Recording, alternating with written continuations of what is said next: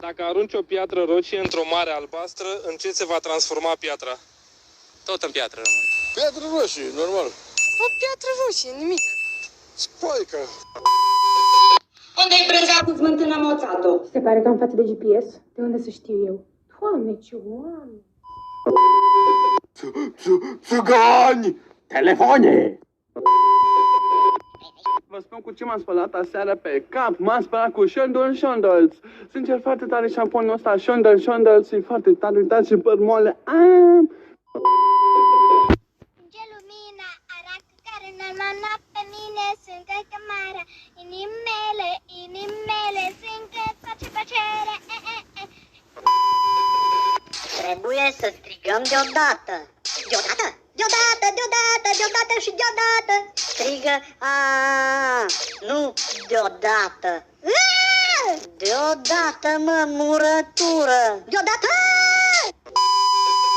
Vlade, da, Cristi. Scrii scenariu, da, Cristi.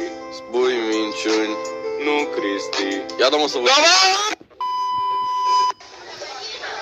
Concurenta cu numărul 4. Care este capitala Angliei?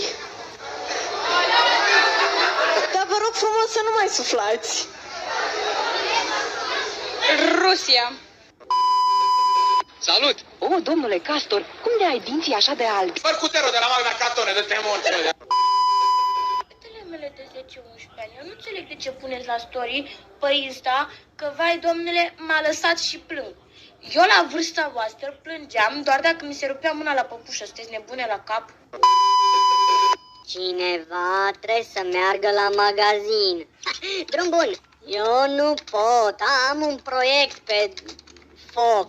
Trebuie să mergi tu. Da? Și atunci cioburile? Cioburile cine le strânge? Ce cioburi?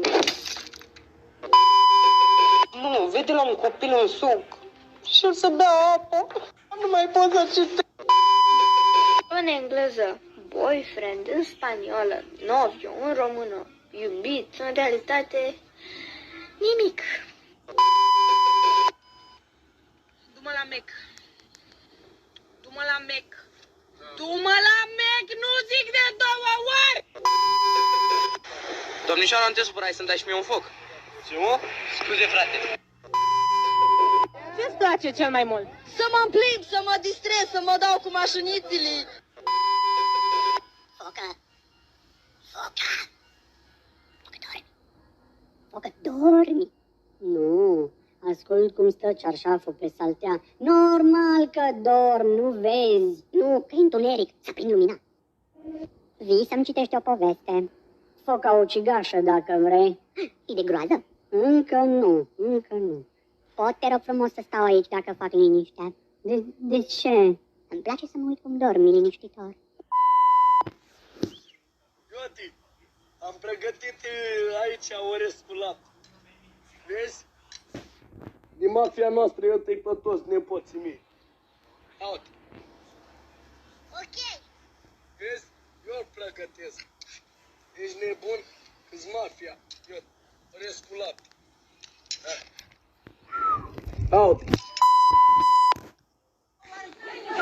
Uite. Nu mă, ce comul e, să fac cum e, că eu am întregul comul tău. Pleacă-ți de aici, da, pleacă-ți de aici. Băi, ai venit în față la Dan și ai spus că dimineața.